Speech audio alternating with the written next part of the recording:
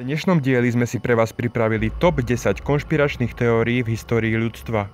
Konšpiračné teórie alebo teórie sprísahania sú v podstate názory na ľubovoľnú tému, ktoré predpokladajú, že istá skupina ľudí vedome a tajne pôsobí v neprospech inej skupiny ľudí. Vyznávači konšpiračných teórií si obyčajne myslia, že touto skupinou je vláda, predstavitelia tajných organizácií, jedného alebo viacerých spoločne pôsobiacich podnikov, alebo predstavitelia národov alebo náboženstiev, alebo občas aj mimozemské civilizácie. Existuje veľké množstvo konšpiračných teórií. Obyčajne chýbajú presvedčivé, potvrdzujúce alebo vyvracajúce dôkazy, často možno hovoriť o rôznych stopách, podozreniach a možnostiach. Niekedy sa v rámci propagandy aj pravdivé informácie protivníka označujú za konšpiráciu. Napríklad tvrdenia o neexistencii chemických zbraní v Iraku boli označené za konšpiráciu. Po porazení a obsadení Iraku sa skutočne žiadne chemické zbrane nenašli. Top 10 konšpiračných teórií. Číslo 10. Pristátie na mesiaci. Je to malý krôčik pre človeka, ale veľký skok pre ľudstvo. Historická veta, ktorá zaznela pri jednej z najvýznamnejších udalostí v dejinách ľudstva. Boli ale tieto slova vyslovené na našom prírodzenom satelite alebo v filmovom štúdiu. Mnoho ľudí stále verí, že pristátie Američanov na mesiaci v roku 1969 je iba jeden obrovský podvod a nikdy k nemu neprišlo. Napriek tomu, že NASA poprela všetky teórie o tom, že by pristátie na mesiaci mohlo byť podvod, mnohí teoretici stále hovoria o podvode. Podľa nich USA proste nechceli prehrať v boji o vesmír s Rusmi a keď NASA potrebovala slávu, plán o mediálnom podvode bol na svete. Číslo 9. Digitálna televízia a podprahové reklamy. K televízii existujú hneď dve konšpiračné teórie. Prvá je, že do televízií sú inštalované kamery a mikrofóny, aby mohla vláda sledovať ľudí v ich domovoch. Druhá teória zase hovorí, že všetky reklamy obsahujú podprahové signály. Veľké priemyselné podniky tak majú ovplyvňovať divákov, aby verili ich výrobkom. Ale čo je podprahový signál? Podprahový signál je signál osobe, ktorý je pod limitom, alebo avšak pod prahom jej vnímania, takže signál daná osoba síce zaregistruje, ale obsah signálu jej prejde bez uvedomenia priamo do podvedomia. Príkladom je obrázok, ktorý osoba vidí príliš krátku dobu na to, aby si prostredníctvom zraku dokázala uvedomiť, že niečo sa na danom obraze zmenilo. Táto technológia sa využíva v reklame a propagácii, ale pokladá sa za ilegálnu a neetickú. Je tiež často spájaná s množstvom konšpiračných teórií. Číslo 8. Očkovanie a autizmus.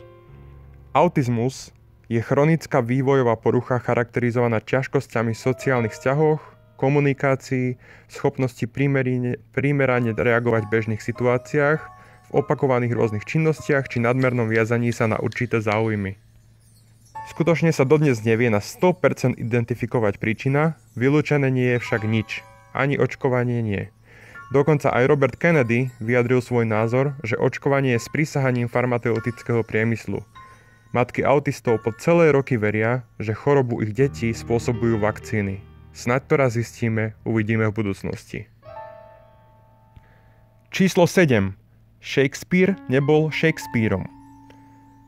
Ach, Rómeo, prečo si len Rómeom?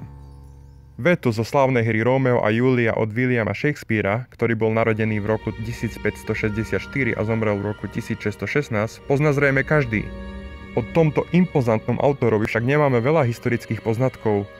Rozvinuli sa preto teórie, že samotný Shakespeare nepísal divadelné hry, ale bol využívaný len ako autor.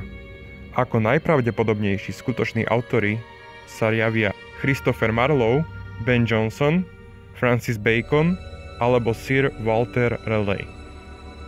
Kto vie, aká je pravda ohľadom Shakespearea, to už vie asi len samotný Shakespeare. Číslo 6. Holokaust. Či už tomu veríte, alebo nie, existujú konšpiračné teórie, dokonca aj o holokauste. Podľa týchto teórií nacisti nikdy nezavraždili viac než 6 miliónov Židov počas druhej svetovej vojny. Podľa týchto teórií bol dokonca holokaust dôvod k tomu, aby Židia mohli po vojne vytvoriť štát Izrael. Dokonca denník najznámejšej obeti holokaustu Anny Frankovej je vraj taktiež jednoznačným falzifikátom. Kto by bol povedal, že holokaust je tiež jedna z najviac rozvinutých konšpiračných teórií. Číslo 5. Turínske plátno. Turínske plátno je jednou z najvýznamnejších kresťanských relikvií, keďže podľa tradície ide o ľanovú plachtu, do ktorej Jozef z Arimatej a Nikodém zabalili telo umúčeného Ježiša Krista potom, ako ho zložili z kríža. Prečo sa ale toto plátno stalo z jednou z top konšpiračných teórií? Toto plátno, turínske plátno, v ktorom mal byť údajne zabalený Ježiš Kristus, teda jeho telo, sa po jeho smrti spôsobilo veľa diskusí. Testované už bolo nezávisle niekoľko desiatok krát. Podľa konšpiračných teórií však vraj Vatikán tieto testy vždy sfalšoval. Čo si o tom myslíte vy? Číslo 4. AIDS. Konšpiračné teórie tvrdia, že AIDS bol vytvorený v laboratóriách. Podľa istej skupiny zahaologov je tiež možné, že samotná CIA, ktorej sa podľa teórií mal vírus vyrobiť, vedome podávala AIDS homosexuálom a Afroameričanom za účelom obmedzenia ich populácie. Posledná teória potom tvrdí, že USA vytvorilo vírus, aby potom mohlo jeho pôvod zvaliť na Afriku. Vraj by mali neskôr dobrý dôvod k invázii do Afriky. Číslo 3. New World Order a Illuminati. Illuminati boli stúpenci tajnej nemeckej spoločnosti Illuminati Germany, doslovne osvietenci Nemecka.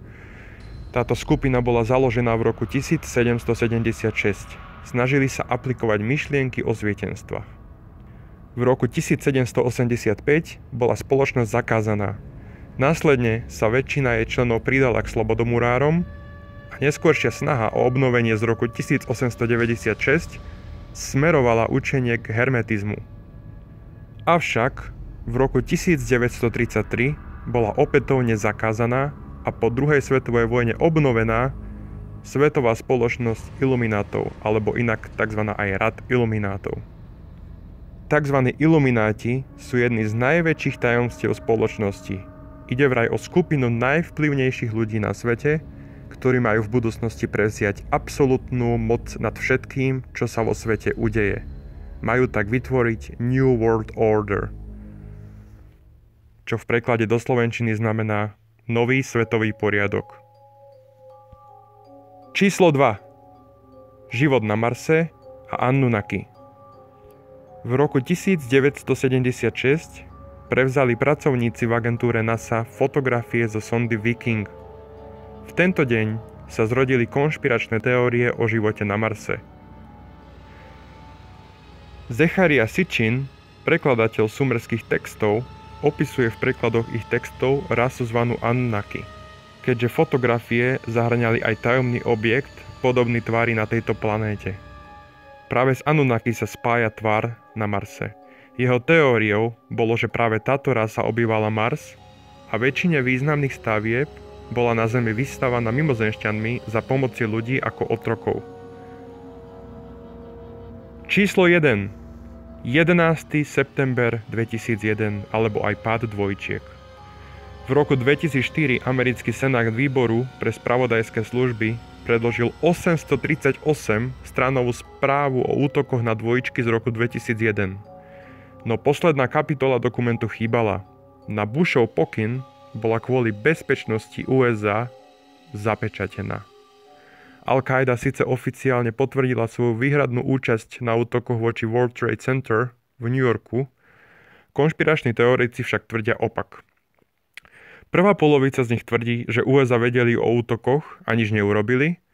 Druhá polovica tvrdí, že Al-Qaida nemá na útokoch žiadny podiel a celý útok zorganizovala vláda USA. Okrem tejto desiatky konšpiračných teórií máme ďalšie teórie, ktoré sa šíria už desiatky rokov. Pre príklad, zabitie prezidenta Johna Fitzgeralda Kennedyho bola zodpovedná FBI, či teória o Ježišovi a Márii Magdaléne a o tom, že boli manželia, alebo Roosevelt v Novom Mexiku mal byť objavený lietajúci tanier a tela mimozemšťanov mali byť privezené do prísne strážených priestorov Area 51, alebo aj smrť princeznej Diany. Britská princezna Diana mala byť zabitá kvôli jej názorom. To je na dnešnú desiatku všetko. Pokiaľ sa vám toto video páčilo a mali by ste záujem o ďalšiu desiatku s podrobnými vysvetleniami, napíšte nám to do komentáru a dajte odber tomuto kanálu. My sa budeme snažiť robiť naše najlepšie, odozdať vám čo najviac kvalitných videí. Ďakujeme.